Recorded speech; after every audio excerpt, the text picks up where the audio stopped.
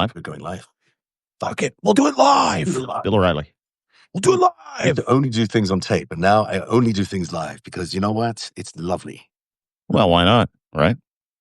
You don't have to. I spend hours in editing afterwards. That's the main lovely thing about it. But Yeah, you don't need to do that anymore. Hi, everybody. Welcome to the FiveStack here on Substack as we watch all of our beautiful American, Canadian, by the way, Russian. We got like 20 subscribers in Russia. Thousands in England. Yeah. Tens of thousands in the United States. Thousands here in Canada.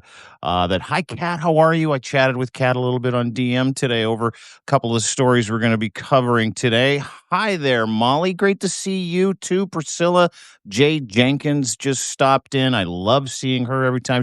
I'm waiting for Oaths Matter. I'm waiting for my boy PJ. I'm waiting for everybody to pop in here. But we have a humdinger of a show. There is no quit behind the Trump regime. There is no quit behind the Epstein files cover-up of a cover-up of a cover-up. There is no quit when it comes to people trying to ascertain what is wrong with Donald Trump physically, mentally, and emotionally. We have a bunch of answers for you today. That is my friend Zev Shalev, narrative.org. Go and give him a follow, like Candace Owens apparently follows him. She's using your content now, and some of her just worlds are colliding, everybody. Worlds are colliding. I got a text from a friend of mine who's like, he's in Madrid, and he's like, hey, did you see Candace Owen featured your content last night? And I was like, Candace Owen featured my content. How is that even possible that Candace Owen and my content exist in the same universe? But he sent me the link and I check out the show. Actually, she does a really good job explaining Epstein. I was impressed. I must say, I've never watched a full hour of hers, but there it was, a full hour explaining everything that was about Epstein. And she prominently featured my interview with Ari Ben-Menashe a few years ago in the right context, gave me credit, which no other, I don't even want to call her a mainstream star because she isn't, but she's a star. But, you know, and I was impressed. She framed it in the right way. She didn't go into any dark corners that were wrong. And I got to say one thing. I agreed with her on almost everything she said during the entire hour, which is the whole thing about this Epstein story. It is this connector. It is the ultimate bridge between the Democrats and Republicans on everything that can bring down Donald Trump, because we're all united about this one thing. We want to know the truth. And the truth is out there, and they are holding it back, which is why it's a cover-up. And why it's so interesting that we're all in agreement. I know you've had a similar experience. Yeah. Just a quick note. Brandy G wants the truth so much in the comment section. She's joining us as she's sitting in her doctor's office for an appointment. People are thirsty. People are thirsty for facts, are thirsty for the truth, and really thirsty for answers. And never in my lifetime did I think that 6 months into the second term of the disastrous Trump regime's administration, did I think that I would see Candace Owens featuring a, pardon the language, libtard's work? I'm not a libtard. I'm an independent journalist. You know, I know. I'm joking, buddy. I'm joking. But you know, I'm considered. You know, I'm anti-Trump for sure. I'm pro-democracy, and that puts me on the other side of the fence from her. Well, dude, it puts us on the other side of the fence from everybody. Vehemently opposed to Candace Owens, Nick Fuentes, who I retweeted today, who now says he hates Donald Trump, really angry. Donald Trump called him a weakling and stupid and says he wants to hang Republicans by the midterms. And I'm not kidding you. He said that today. MAGA's imploding, and they're moving closer to the middle. And there's this like fork in the road. And I put a tweet out about it, a post out about it on Substack, deanblundell.substack.com, that really kind of lays out the fork in the road for MAGA, where we're seeing, left-wing lunatics. We're seeing progressives siding with MAGA. We're seeing right-wing lunatics and incels siding with progressives, and they have a choice to make. And some have already made that choice. Charlie Kirk, Tim Pool, Dinesh D'Souza, all those losers, Alan Dershowitz, they've all made their choice. Their choice is to protect pedophiles. But there are some crazies out there that bought the MAGA song hook, line, and sinker, who indeed think they're cosplaying or think they're warriors to end child trafficking and child sex and pedophilia, who wanted the information to protect children and victims. And they're sitting literally at a fork in the road right now going, do I go that way, give up my identity, or do I go this way and say sorry? and admit they were right? Do I go that way and help protect pedophiles, help protect pedophiles and pedophile enablers, and hide the truth, or do I ride the horse that got me here? And I mean, this is a seminal moment in the Trump regime's incredibly disgusting reign of terror over the past 6 months and the previous 4 years before Biden. So, we're going to talk about that and much more today as we're seeing not just the tide turn, but Donald Trump unable to turn the tide back or change the channel for the first time in the history of me knowing anything about that piece of shit. So, today's going to be a fun show. I'm looking forward to it. I just wanted to add one thing to that. I mean, because we are, if you pull back a little bit, we're seeing an intelligence turf war happening.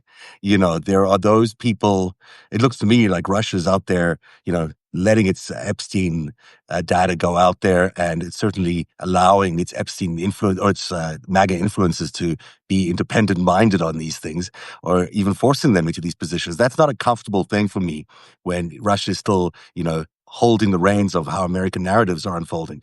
But again, on this one issue, everyone is united because everybody wants the truth. Russia has the truth. Israel has the truth. Donald Trump has the truth. The Justice Department has the truth, and we all want to see it. The fact that this is being maybe spun and pushed into the zeitgeist by Russia doesn't make me feel that good. But the fact that it's out there is good because we absolutely need to find the truth and what Donald Trump is hiding. And whoever can expose it, I don't care who you are, I'll Yeah. take it. Yeah, yeah, and you know what? And that's what is it's funny what brings people together, isn't it? Sometimes we're strange bedfellows. We've got progressive, critical thinkers that are asking for the exact same thing Nick Fuentes is asking for. Yeah. We have educated, bright, smart, socially aware captains of culture and industry agreeing with Candace Owens and Alex Jones. And I never thought I'd see it. I never thought I'd see it. It's almost, and you know what?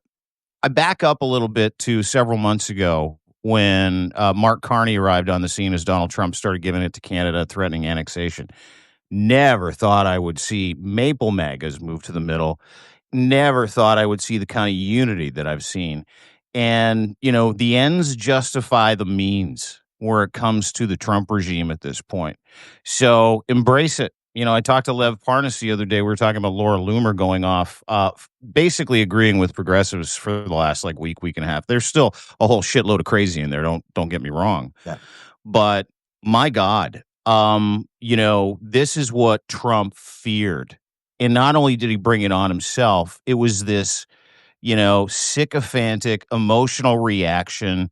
And it's the idea that this reaction exists because he is so deeply entrenched in everything Epstein, the transnational criminality, the pedophile ring, the sex trafficking, the sexual assaults, everything that goes with what we're talking about. And we'll get to it today because we have major breaking news when it comes to the money trail, where it comes to Epstein. And this is a lot of information for a lot of people to take in. So bear with us, and I'll turn it over to you, Zev. You can start us off and take us down that road. The number 5 story today, Senator Ron Wyden's investigation has exposed $1.5 billion in suspicious Epstein-related transactions that major banks only flagged after his 2019 arrest. While Trump simultaneously reverses course on releasing these Epstein files, 4 major banks, JP Morgan, Deutsche Bank, Bank of America, and Bank of New York Mellon, documented thousands of suspicious transactions covering art deals, billionaire consulting fees, and payments to women from Russia, Belarus, and Turkmenistan. As Wyden demanded transparency on his financial evidence of trafficking operations. This is an investigation he started in 2022. Now, in fairness, this data has been out there in various forms over the years, but the fact that he's highlighting the money trail right now is particularly important, of course, because Attorney General Pam Bondi has been, retracting and denying that there's anything in the Epstein files that is worthy of investigation. What Ron Wyden is out there saying today, there's plenty of data that they have in the FBI files that should be investigated just on the transactions alone, millions and millions of dollars. Billions, 1.5, as a matter of fact. That's what's, and by the way, that only came to light, and a lot of it moved thousands of wire transfers, 4,724 wire transfers, right before Epstein died, and even after Epstein died, money was moving. Yeah. Why is this interesting? A lot of people are asking. And the reason why it's very interesting is because someone had to pay for all the pedophilia. These are not, when you talk about consulting, these are bribes. These are I gotcha. These are honeypots. These are trafficking costs. These where the money is where the crime is. And if you follow the money like Senator Wyden's doing, you you can see it. And I laid it out on my Substack, deanblundell.substack.com. And you just kind of repeated it. Uh, Subjects for deposits, art deals, consulting fees. Leon Black appears in there to the tune of about $440 million, by the way. Payouts to women from Russia, Belarus, Turkmenistan. Not just that, also in the United States and around the world. Those are just the most. That's where they found the most women. A lot of these funds were transferred back and forth using Russian money, by the way, just to point that out. Wire transfers up to $100 million, all processed without scrutiny until Epstein was in handcuffs and the media heat was on. Among the offenders, as you point out, J.P. Morgan, Deutsche Bank, Bank of America Mellon, and Bank of America. J.P. Morgan alone. And who's in charge of J.P. Morgan? And who's in charge of Jamie Dimon? Jamie Dimon. Who one of the biggest benefactors, one of the biggest donators, Jamie Dimon. J.P. Morgan alone filed a reported $1.1 billion, covering 4,700 sketchy transactions that went back to 2003. So, if we're following the money, and if we know that there's an outstanding file with hundreds, maybe hundreds, for sure dozens and dozens and dozens, names of wealthy benefactors, billionaires, politicians, captains of industry, that is somehow vanished, that is attached to the physical transfer of funds into Jeffrey Epstein's accounts of banks belonging to people like Jamie Dimon, who is one of Trump's biggest financial supporters. There's there.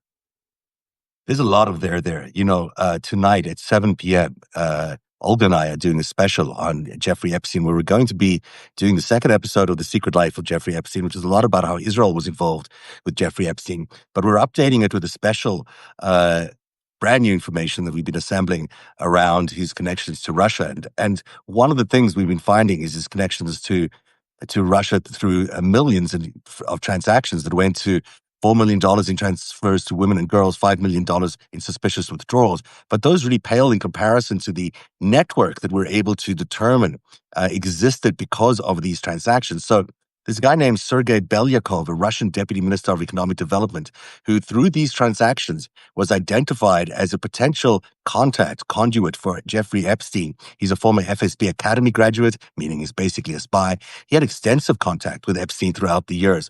And two other Russians in his orbit, I won't reveal the names now because I'll leave it something for later on, were also connected to the SVR and other Russian officials. And we know that a lot of this money that was flowing through here may have in fact come from Russia. Elon Black is another really interesting person. Elon Black. Leon Black. Leon Black. Yeah.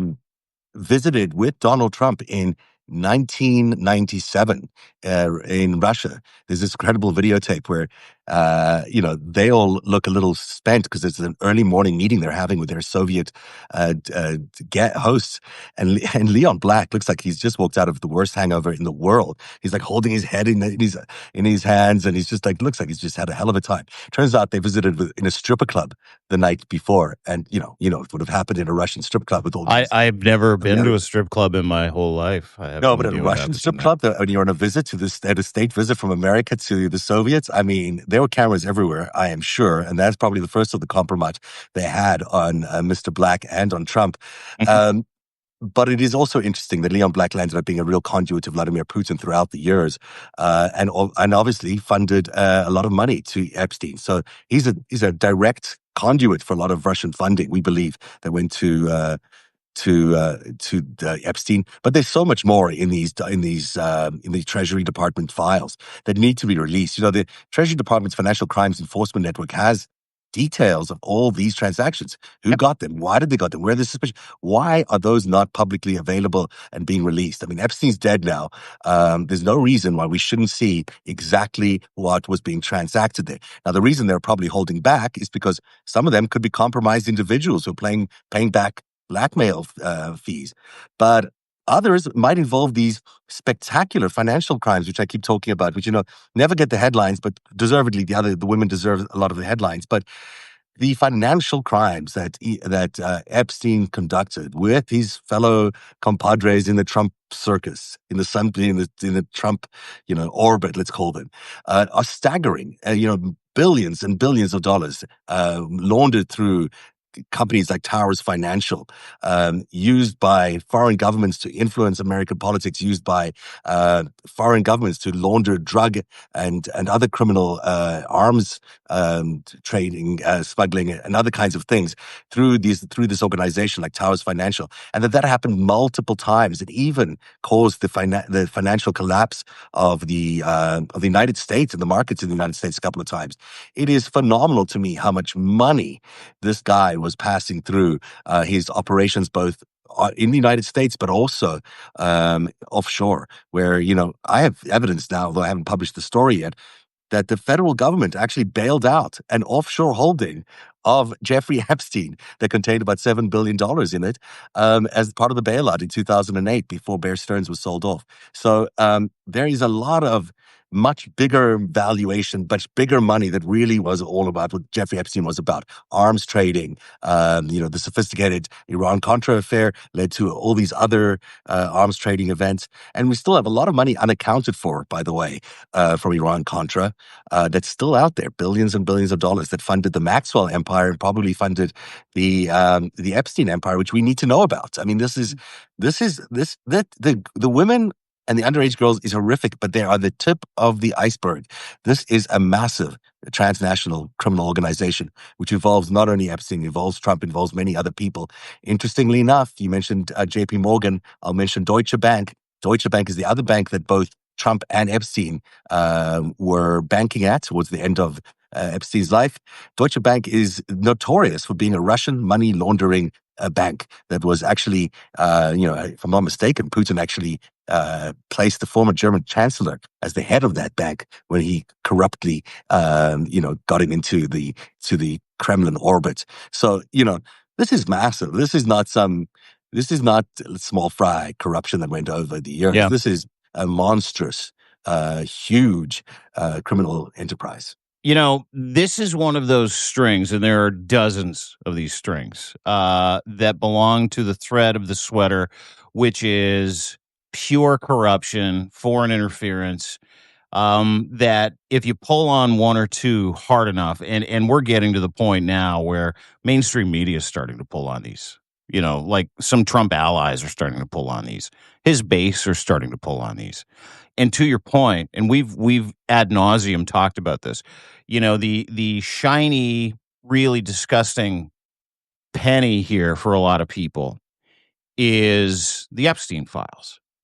Well, the Epstein files were a means to an end for all the other stuff. And that other stuff, to your point, is about arms dealing, money laundering, favor trading, favor buying, bribing, and turning the United States into a haven for Russia, for China, and for Netanyahu and his cabal. So when we talk about what's at stake here, and I know everybody, if you're like-minded with me, and everybody else, and I put this out the other day and it went viral. I don't care who's in the fucking Epstein files. I want to know all the names.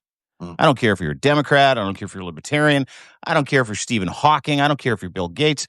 I don't care if you're Donald Trump. I don't care if you're Leon Black. I don't care if you're Jean-Luc Bernal. I don't care who you are, because I want to know for the victims. The other side of that is there's an opportunity here for America to root out a lot of rot and start fresh again.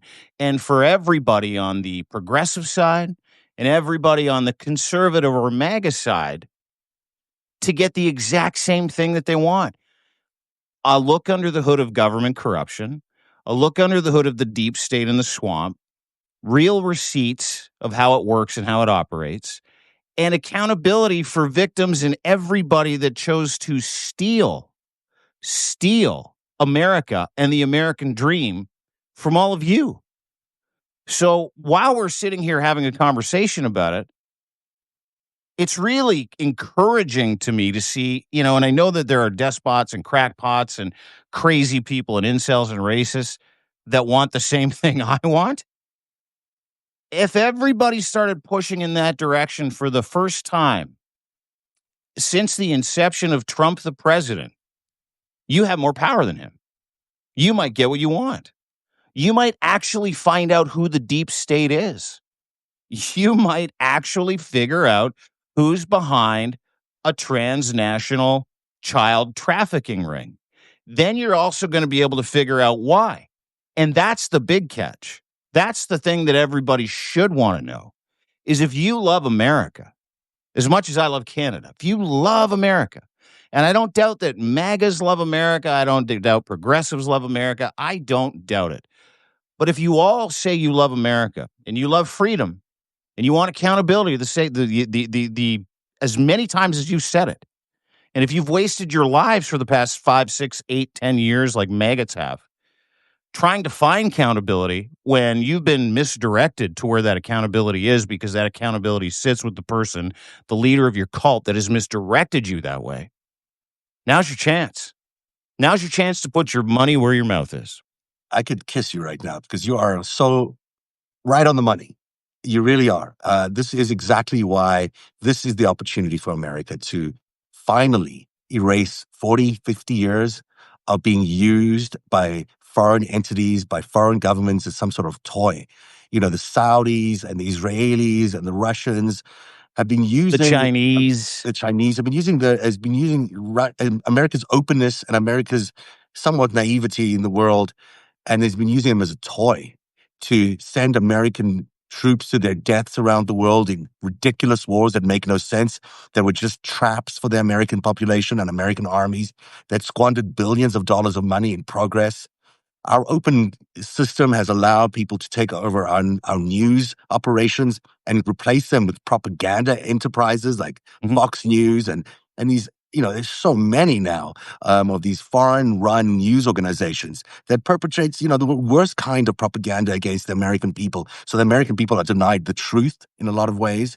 These same entities have come in and they've suppressed our voters. They've taken over our governments. They've taken over our party, one of the greatest parties in American history. The Republican Party has been taken over by corrupt individuals who They've bought out cooked the every brains single of your member their party. relatives and your neighbors. Yeah. They have destroyed the dollar. They have destroyed your 401ks. They are trafficking women. They are covering it up. They are And they're tanking trafficking your and abuse. economy. They're They're collapsing destroying your your economy. You want a fresh start, kids? America, listen to me. Listen to me. Listen to Uncle Dean up here in Canada. Okay? Listen to me. Uncle Dean. You want what MAGA wants, what I want, what the Democrats want, what libertarians want, what Tucker Carlson wants, what Chuck Schumer wants. We all want the same thing, and that's to root out corruption. That is to stop the abuse of the freedom that America represents. Because what they've done is they've taken democracy and got underneath the hood and fucked up an entire country's brain. Yeah. And pointed you at each other. Now everybody's going this way, right? Everybody's going that way. So America, this is your golden opportunity for everybody to get on side like Canada did when we realized, oh, there's an authentic individual in the room and a populist dickhead. Run for the exits for the authentic individual, everybody, and let's elect Mark Carney. We saved our country because we united behind one common enemy. We were united in front of a common enemy. We united for each other because we all wanted the same thing. Now, if America which I'm seeing for the first time in years, wants the same thing, game over. Yeah. I so applaud Candace Owens for using my content last night, and I'm so delighted that she did it, because normally I would be like, Candace Owens, she's a wingnut, I would have said that loud, and I was so impressed by her meticulous journalism yesterday, and how she carefully explained every little detail. She didn't mention one thing, and the Israelis put out a former Prime Minister Naftali Bennett put out a tweet earlier on saying, there's no ways Epstein worked for Mossad. I was in charge of Mossad. Da da da. This is just a lies. And blah, blah, blah. Of course, we know that, Mr. Bennett. We know that Epstein and Ghislaine Maxwell did not work for Mossad. They worked for Israeli military intelligence, Amman. And if you're going to be playing semantic games with the world and the truth in order to accuse the world of subjecting your country with a bunch of lies, you are incoherently and wrong about this, because we know the truth. The truth is he worked for Oman. And Oman is a very powerful military intelligence inside the Israeli Defense Force that has been conducting these operations against America for decades now. And to simply say that you're being accused of these incoherent lies is complete nonsense, when you know that Epstein worked for Oman and not Mossad. And it's one of those things that they're sort of using to break apart this argument around Epstein. And I just want to push back on that. Candace Owens should be pushing back on it too, because they're accusing Candace Owens of Tucker Carlson of saying that he worked for Mossad, that they worked for Mossad. They never worked for Mossad. But this is the kind of argument, semantic argument, that they're using to discredit this big story, which is that Israel funded this illegal transnational operation and blackmailing scheme against American politicians for decades, that they corrupted American democracy for decades. And they instead of taking responsibility and owning the story and saying, we should never have done that. We apologize to the American people for doing that to the American people. We were scared for our survival. We had reasons for doing it. Instead of saying that, they're going out there and saying, oh, you're lying about us. We're not lying about them. The evidence is out there. It's pretty clear what Epstein and Ghislaine Maxwell did, and for whom they worked. I covered it 6 years ago. It's been buried for 6 years because of intelligence operations. This is now coming to light, and thankfully it's coming to light. But these games that Israel's playing is not helping them one bit, because the truth is there for everyone to see. Do you think it'll come out? Like, do you think this will? Because listen, I would have, 3 weeks ago, I would have said, yeah, we'll never find out. Right? We'll never find out his associations, never find out who worked for, who benefited from his work, who benefited from the blackmail, who benefited from the underage honeypotting. It's a nice way to say it. I get the feeling that we might find out, and not just about the Epstein files, but I get the feeling, and this is, Rogan said it the other day, and give him credit, because he's literally, turning around, looking at everything that we're talking about, going, what the fuck? Are you serious? Like, tens of thousands of videos and pictures of underage girls, and you're just going to bury it? And if you can't bury it, you're just going to bomb Iran. And he's right. You're going to bomb Iran, or you're going to accuse Adam Schiff of mortgage fraud, or you're going to sanction Canada with tariffs, or you're going to sign a bill saying life in prison for fentanyl addicts. Like, that happened yesterday. And you're gonna and he can't. I mean, there is not doing whatever they need to do, because they don't care. They don't care about democracy. They, in fact, find democracy despicable, because it shows up how dictatorial and inefficient their dictatorships are. The truth is, America is an incredible democracy with an incredible system that has pushed America into being the leading country in the world in 250 years, with so much innovation and freedom, and why so many people have always wanted to come live there. But they don't care about democracy, these guys. They care about their own national interests. What they want to do is pollute democracy, and they want to be able to take as much money outside of democracy into their own pockets. And this is why they've been, I've called it the greatest heist in history. What happened in the last 45 years has been a systematic thievery of American democracy and America's economy and America's wealth and America's ideas.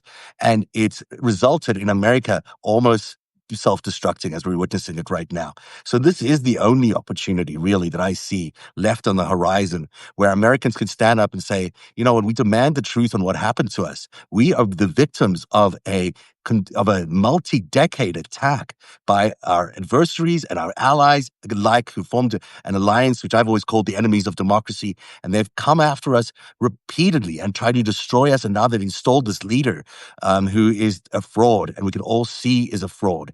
And we are the victims of this giant fraud because they've stolen our right to elect our own government. They've stolen our votes. They've stolen our futures. They've stolen our generation, the next generation's futures and their economy. And so we are the victims of the biggest heist in history by a transnational criminal organization. And they will do anything for that not to come out. And Jeffrey Epstein is the key for why it came out. When I first started doing the story 6 years ago, I knew it was going to be, I could feel it as I was reporting it, that the hammer was going to come down on me. And it came down really, really hard. I went from being quite popular on Twitter and whatever to basically getting no traction whatsoever, and being accused of being a Nazi, being accused of being any number of things. I just won't even repeat them here, but my reputation being damaged directly by people infiltrating every major news network in America, every major influencer online. I mean, they put me through the ringer for reporting this. They did a catch and kill operation at CNN on the story when I brought it to them. They bought it and then they killed it on day one because they didn't want the story out there no matter what. And so, years later, I'm just the kind of guy that sticks with what I do, right? So I just buried my head down and I'm just going to go for this. I'm going to keep reporting the truth. That's what I said I was going to do, and I set out on this mission. And hopefully someone somewhere finds the truth and brings it out. If it doesn't happen in my lifetime, it'll happen in another lifetime. Who knows?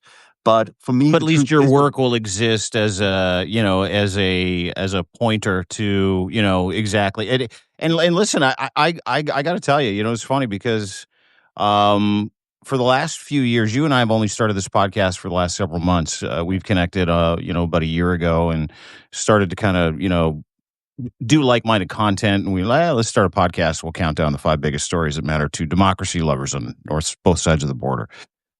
And I got to tell you, when I met you, I was, and I used to watch your podcast all the time, but it always felt like it was this conspiracy indulgence of mine, where I was like, if that's true, that's fucked, yeah, right? And I couldn't bring myself to co-sign it, believe it, or retweet it. I sit here today, and let me just back up a little bit too. I sit here today corrected, much like I was corrected by some of my Jewish friends over separating Netanyahu from Israel, right? Separating the man, the fascist, the dictator, the authoritarian, from the people who hate him, who love their country and love everything about being Israeli. You have to. It's like the same, everybody that's here, Kat, everybody that's here. Hundreds of people are watching this right now. Most of them are American. They're not Trump's Americans. They're American. They hate Trump. And that's really important for a lot of people to recognize when you get into this conversation, because someone will, a government, an agency, a PR company, influencers, will take this video, will take guys like Zev, who's doing God's work, trying to connect dots for people so that you can be comforted with knowledge, right? And they will label him anti-Semitic. Zev was born in Israel. He's Jewish. My He grandmother died. Was a Holocaust survivor, and my entire family's family died. When they were accusing me of being a Nazi, I it hit me in a cratered place you. that I've never could imagine. Like, it just seems so ludicrous to me. I mean, I remember looking at holding my grandmother's hand as a kid, and like seeing the numbers on her wrist, from those concentration camps, and to be accused of being something like that, was just horrific. It was really painful. Well, it And speaks to the inhumanity yeah, of anybody trying to cover up the crimes or prevent other people like you from telling the truth, connecting dots that have nothing to do with ideology or religion. They've got nothing to do with anti-Semitism. They've got everything to do with facts. everything to do with material facts of what you know, what we see. And, I go back to something that Lev says, another Jewish gentleman, Lev Parnas, who I love to death. Mm. I go back to what he says all the time. Don't get distracted. That's the goal. It's to distract you from the actions of authoritarians and dictators from around the world that are feeding into the United States, destroying democracy in North America, so that their crimes can go unpunished. That's what Donald Trump's doing. That's why he fucking exists. That's why he's the president. That's why Benjamin Netanyahu is still off again, on again, the prime minister of Israel. It's because these are criminals conducting criminal activities that make their entire country look terrible. Make their entire everybody misrepresent. And that was the fear that I had prior to Mark Carney becoming the prime minister, is that the fear that the perception of a strongman or a populist would usurp authenticity, that ego and fraud would usurp a qualified candidate to lead this country, because that's what happened in America. That's what's going on in Israel. Like, I think that we can separate all of those conversations into that conversation and say, hey, whoa, whoa, whoa, whoa, whoa. Look at the receipts, look at the facts, look at the truth, and make a value judgment based on that. Not someone calling you anti-Semitic, not someone saying that you're a groomer because you don't support Donald Trump. We're finding out in real time that those lies were lies. You were being gaslit. Donald Trump is protecting a pedophile sex trafficking ring. He is a Donald Trump was involved in a pedophile sex trafficking ring. He weaponized that, pointed it at Democrats and anybody who didn't like him, and said, go after them. And he wasn't the only one. There are other countries that have done the same thing, other leaders, Bibi Netanyahu being one of them, that utilized some of the most horrific accusations that dumb down the idea that pedophilia is a terrible thing. For what? So they could stay out of jail. They could keep themselves out of jail for exactly the same crimes. And this is what gets to me, is the criminality of it all is so blatant, and the immorality of it all is so blatant. And yet these guys stand up there and try preach to Americans about what is right. But we know what right is. We know in our guts what right is. And the charade that they've been playing on America for the last 50 years, it's worn thin. We can see right through it, and their time is up. And I just wish Americans find the strength in their core to keep up this fight. Keep every news organization, if they can.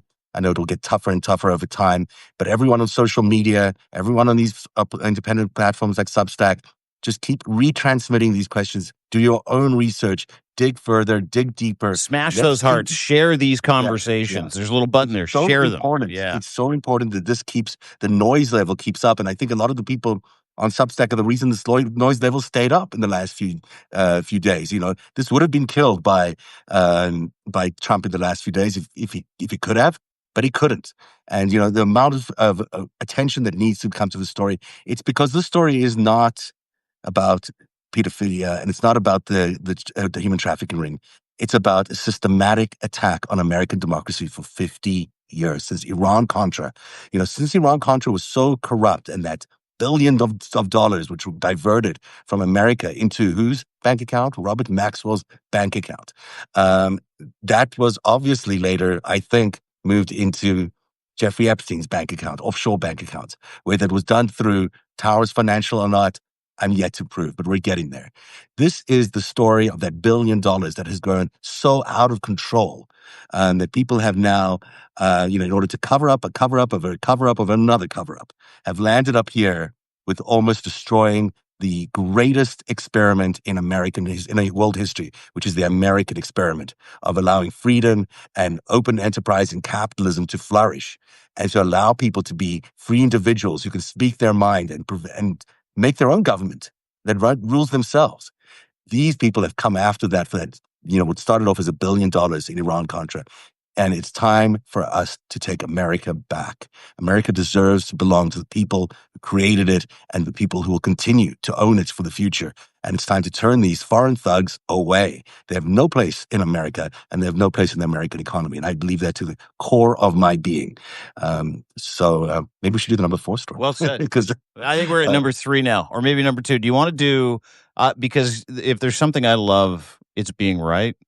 Yeah, you're right. So this is the story we're going to do. The White House Press Secretary Karen Leavitt addressed speculation Thursday over bruising on President Trump's right hand and leg swelling, revealing Trump has what they're calling a chronic venous insufficiency after medical tests. You said venous, right? Venous. Okay. Yeah. Venous. Oh, I see what you mean. The condition affects blood circulation. That venous, and is described as benign and common for people over 70 with the hand bruising attributed to frequent handshaking and aspirin use. I mean, whatever. Normal blood work and an echocardiogram results ruled out more serious conditions like deep vein thrombosis. So you're right, Dean Bundell. You've been right for the last few weeks. You've been pointing it out to everybody. The president is not well, and he's showing cognitive decline and various other declines because he's not well. Yeah, he's sick. He's like, listen, this venous issue doesn't kill you, but everything associated with it will. Deep thrombosis, embolisms, and I even think they're lying, because I have weighed in several times about, the absolute cognitive and physical decline that we see with Donald Trump, whether he's waxing about how his uncle taught the Unabomber, or he is, talking about flagpoles, or he's making something up about winning another one of his own golf tournaments. He's never lost one of his own golf tournaments, by the way. It's just a quick aside. Very Kim Jong-un, Kim Jong-il-ish. I have heard several reports and had conversations with people about the recent pictures that we've seen of Donald Trump with, like, disgusting edema swelling in his legs and ankles. I call him President Cankles now, as a matter of fact. Some people might like that. And not just the bruising on his hands, but the paper-thin skin, right? The incontinence, the Foley catheter, the diaper. All of these things suggested to every medical professional that I've spoken to, despite what Caroline Leavitt said today about having it being a venous issue, that we're looking at congestive heart failure if we're looking at anything. Yeah. We're looking at a man who is in such terrible health. All of his morbidities are coming to haunt him at the same time. You know what kills everybody? Inflammation. That swelling is inflammation. His face is inflamed. His eyes are swollen. His eyes are bloodshot. He's putting makeup on his hands to cover up bruises. So when Caroline Leavitt stepped up to the stump today and admitted, which, in itself is something else, because you remember Donald Trump's medical when he came around the first time, he made his doctor, he wrote the letter and made his doctor sign it, say basically Trump and Ronnie Jackson. Remember the White House physician, Ronnie Jackson, who was handing out Ambien and fucking heroin, like Quaaludes, like it was candy, like they were Tic Tacs. Said that he was going to live till he was about 200 because he's in such amazing health. The most amazing. He is so physically and mentally unwell. Yeah. Because he is so physically unwell, according to every White House insider, that they are panicking right now, trying to figure out a way they can hide whatever it is he's got going on. And they have apparently lied about this venous issue that he has.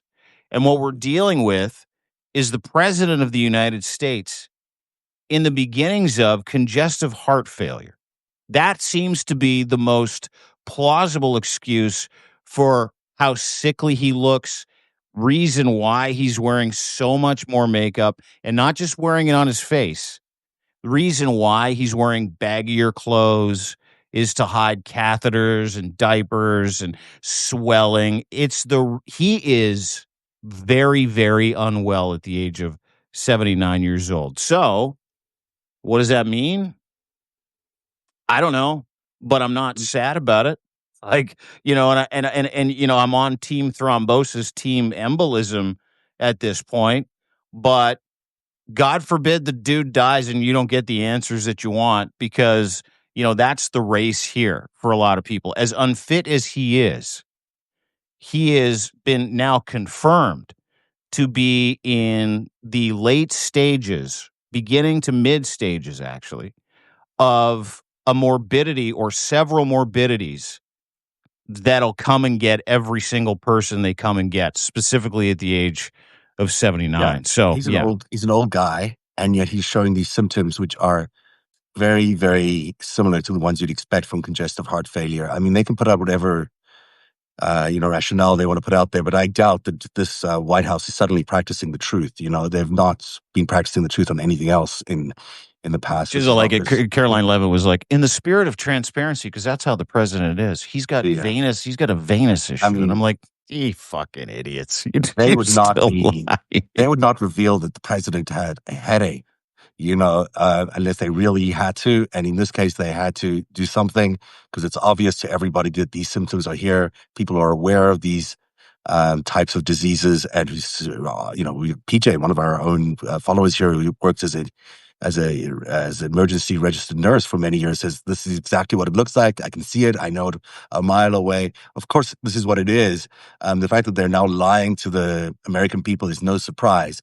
The fact that they're admitting that something is wrong with the president means that there's a lot wrong with the president. And Dean, you've been absolutely right all along in calling this out.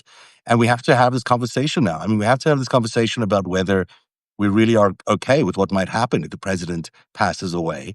What happens? Are we okay with President J.D. Vance? Is this really going to happen? I mean, is this something that the I think humanity could deal with? I think you're hoping for a double thrombosis dip here with JD Vance. That's what I think you're I'm hoping. hoping that America wakes up. I'm hoping that America realizes that Donald Trump is not long in this game, and he will maybe not even make it to the second term, maybe not finish out his first term, and we may have J.D. Vance in power. And I feel for any human being who's losing their life. I mean, it's a tragedy, even if he's the You most and I are moral different that person way on the then. entire planet.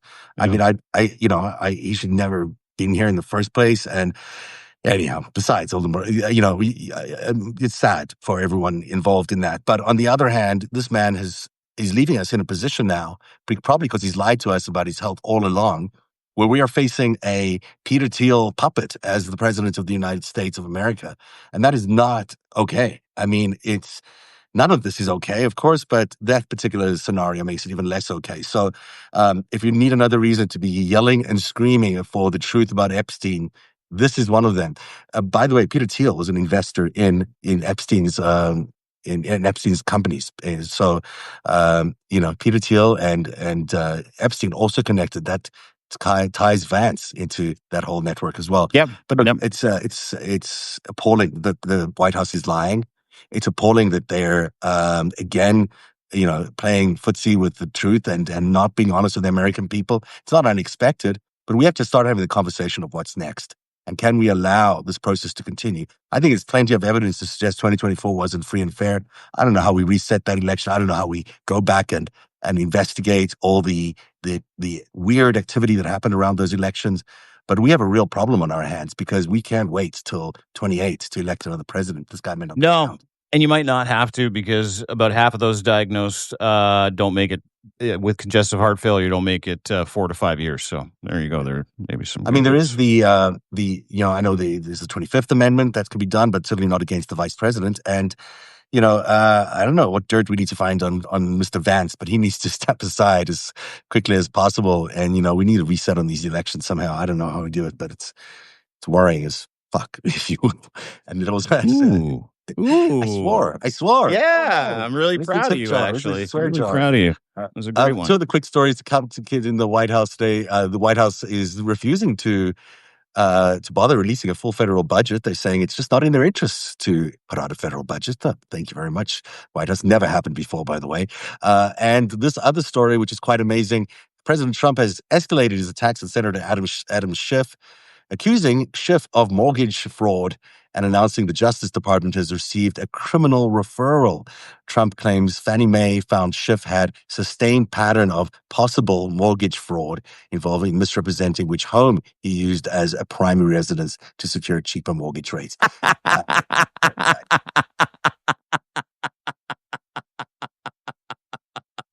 While they're stealing the federal budget from you, while they're stealing the U.S. Treasury from under your nose, did you know that while Adam they're Schiff, hiding a he's cheating? pedophile ring, while they're enriching themselves to the tune of billions, while they're starting a fucking police state, while they're beating the shit out of migrants and sending Americans and legal residents to concentration camps, Yeah. Donald Trump has suggested that we persecute Adam Schiff for possible mortgage fraud, saying it's the biggest. He lied about which was his primary home. Oh, wow. Wow. that makes him, absolutely not allowed to be senator.